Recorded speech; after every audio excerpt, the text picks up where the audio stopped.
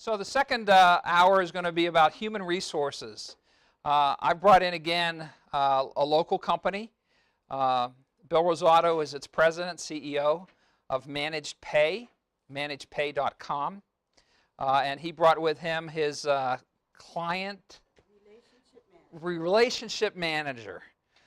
How about that for a title, huh? I have one of those people in my office too. It's called my wife. She is my patient concierge. So, you know, all titles are meant to be bandied about. So what we're going to do here is we're going to talk about how to build your assistant team, your staff, how to stay out of trouble with the human resources department. Now, I've been using Managed Pay for 16 years since I've been in business. You can hire them just to do your payroll, or you can hire them to do your professional employment organization. They act as my human resources department. So when I hire or fire somebody or terminate or somebody leaves my practice, everything flows through them. So they make sure that they are able and legal to work in the city. They help me with problems that may arise within the workplace. They're great folks, and again, they're local, and again, everything is just remote. It's all digital. So without further ado, I think Sidra, Kane, and Bill Rosado are going to be our presenters. And you're going to have copies of the slides, so don't worry about taking that. Listen, write down your questions, and I'm sure they'll be able to answer anything you shed their way. So one last thing. This coming Saturday, the 10th, at UNLV Auditorium, we have oral surgery for the general practitioner. For you students, it's a special rate of $100 if you want to go, and it's between 9 and 4 o'clock. So come on down if you need to. Just call Jessica, send her an email if you want to attend. And if you're an ADA member, it's a little bit more than that, but we'll be happy to have you if you still want to come. So without further ado. Well, good evening, and I'm glad that we're here this evening, and thank you, Dr. Weinman, for that wonderful introduction.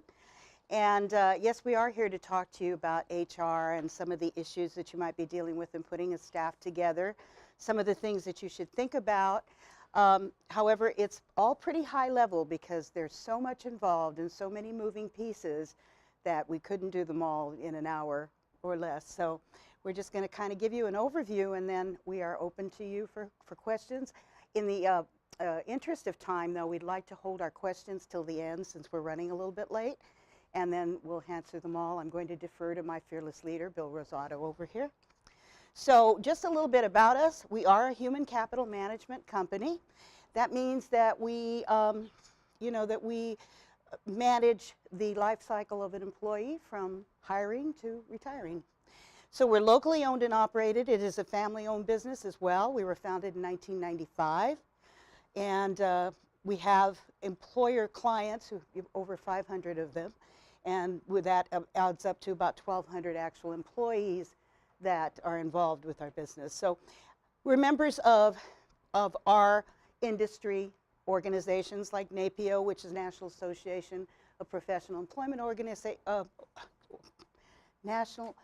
Professional Employee Organizations, and then APA and IPA. And if you want to know what those are, Bill's going to have to tell you, so I forget what they are. So anyway, and right now I want to introduce you to Bill Rosado. He's going to come up and say a few words and kind of put everything in context before we move on into the slides and the details. So, Bill? Good evening, and congratulations. All of you are starting your own practices and finishing up your education. So, a lot of work and to come to fruition. So, as a human capital, you're going to hear the term human capital management. The days of human resources is going away. Human capital management, you might hear people care. Those kinds of words to describe what the relationship is with the employee from the moment that you hire till you terminate. So human capital management, in the past people just talk about payroll. Being an employer is more than just payroll. So when you deal with human capital management, you're dealing with HR. It's the employee stuff that you have to stay abreast of. whether it's discrimination, harassment, it's whatever's going on. There's tends to be trends like the Me Too trend right now. Human capital management is about workers' comp, and if there's a potential risk to the employee, it includes risk management, bloodborne pathogens, exposure, depending on the nature of the business, the different exposures to employees. Then there's benefits and benefits administration, whether your strategy is to attract and retain employees. And then there's, of course, the payroll. The payroll part of it obviously depends on the complexity of the company and what the needs are. And so the whole idea behind human capital management is that you're able to become more effective, that your key people are doing what they're supposed to do.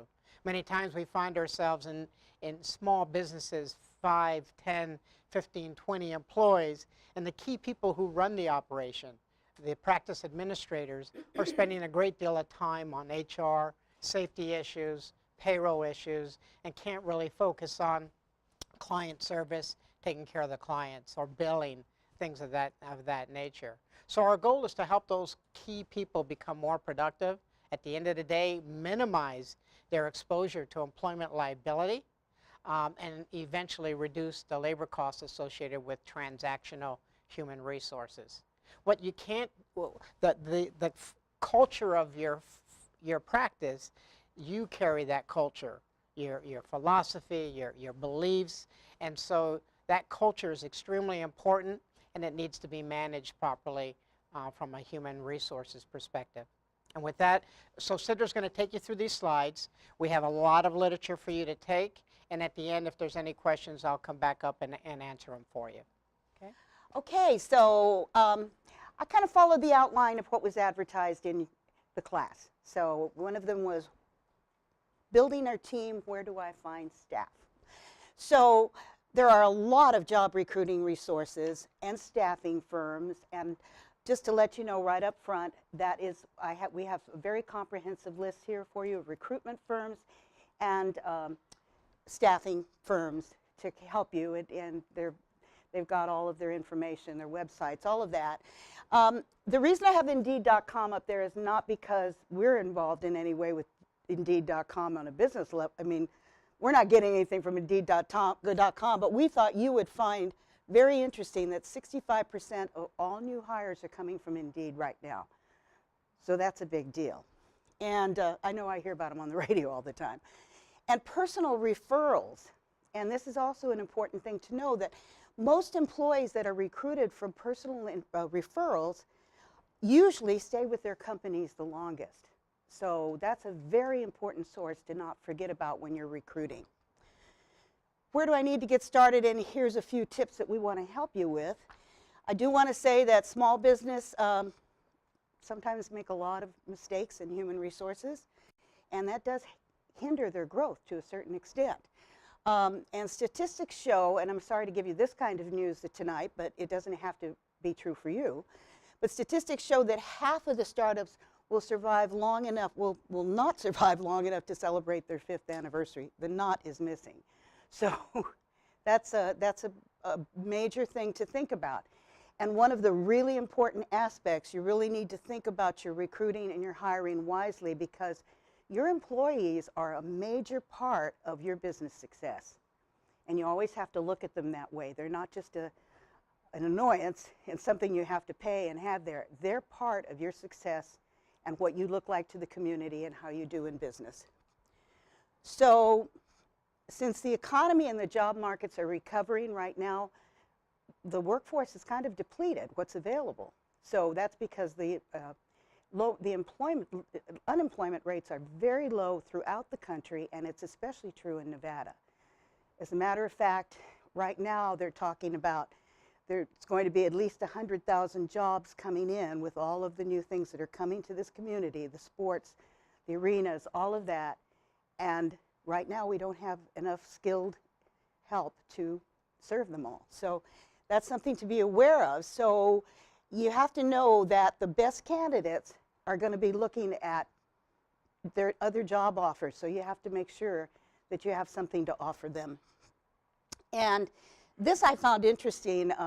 I read this that suggests that small businesses need to be speedboats and outmaneuver slower, bigger companies when it comes to hiring. So yes, you're in competition with the large corporations.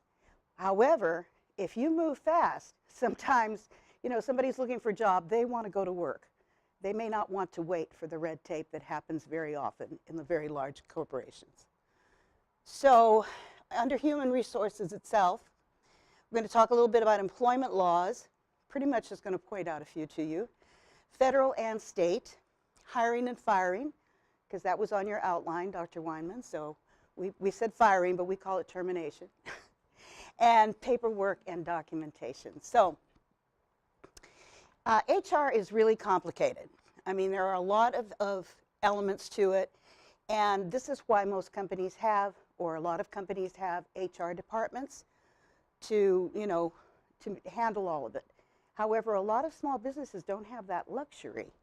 And for the person responsible for handling the HR needs in a company and fixing issues, making adjustments, staying in compliance, which is major, it can be pretty daunting. So I want to give you, like, these aren't definitely, I'm going to give you a few slides of federal employment laws. It is not everything, because there are plenty of them, but these are kind of the ones that make the hit list all the time. So, and the other thing is, I've given you just kind of a brief look at what it is, but each one has a lot of intricate parts to it. So you would be well advised to actually go and research all of these things and find out all of the various components of these acts, because some of them are very, very complex, and you need to know them because the fines, the fees that go with not complying with them are horrendous. So I want you to know that. We've got, everyone's heard of Title VII, which is administered by the Employment Economic Commission of, no, the Employment, it's EEOC. I always forget what that is. Equal Employment Opportunity Commission. Sorry about that, I always forget that. And they prohibit discrimination in employment on the basis of race, color, religion, national origin, or sex, and many, many more things that come in now, because now there's things like sexual identity, all of that, transgender, so you have to look into that. Americans with Disabilities Act, ADA, prohibits discrimination against persons with disabilities in employment. There's more complication to it in terms of how you have to accommodate people in your workplace that have these issues. Family and medical leave, this requires employers with 50 or more employees to allow eligible employees up to 12 weeks of unpaid job protected leave. And that's for things like illness, family illness, issues of that nature. Once again, a complex law that you need to look at. Age discrimination in employment. This prohibits employment discrimination on the basis of age. I am a perfect example of that because Bill was kind enough to hire me, never asked me how old I was. He would be shocked. Anyway, Immigration Reform and Control Act. This prohibits employers from employing workers not authorized to work in the United States. And right now this is hot, hot, hot. Especially, I've got some information here about I-9s. That's such an important function when you're hiring people to make sure all of that documentation is handled exactly like it's supposed to, because it's pretty serious. Uniformed Services Employment and Reemployment Rights Act, USERRA, a lot easier to say. This prohibits employers from discriminating against past or present members of the military. And it has a lot of facets to it. It's not just discrimination. It has to do with being able, for them to be able, if they have got to go to military assignment, whatever, that there's no hindrance to them doing that. Sexual harassment. I don't need to tell you anything about that. That's out here right now. So that's something you really have to look into, and all employers have to be really careful about, because there are things that are very overt that you're going to say, of course, that's not right. And then there are other things that are so subtle and they have nuances where you may not even realize that that's something that puts you not in a good place with that particular act. So occupational safety, everybody's heard of that as OSHA. That's workers' comp. That requires employees to make sure that they have a safe workplace. And that also has a lot of tentacles to it. This one, COBRA, I'm not even going to say it all, is not a snake. This requires employers with 20 or more employees to offer the same health insurance they have at their job upon termination, but they have to offer to them for 18 months. Generally, it's at the employee's expense. Health Insurance Portability and Accountability Act, HIPAA, which we've all heard about. It's a certification of your coverage, but it also protects employees' rights to privacy about their medical history and their medical information. Very important, especially for people in the medical field. So, ERISA, that just requires fair and equitable treatment for employee benefit plans. So you can't, be giving one person, the Cadillac things and the other person not much. So that's basically it. And the Fair Labor Standards Act, FLSA, that you have to compensate employees the prevailing minimum wage. We didn't go into all of the Nevada employment laws because there are a lot of them, and you should go to the state website and look those up. We have a couple of them here. But we did want to mention two of them that are brand new. This is the Nevada Domestic Leave Act, and this is about employees who have been victims. They have to be your employee at least 90 days to get the leave.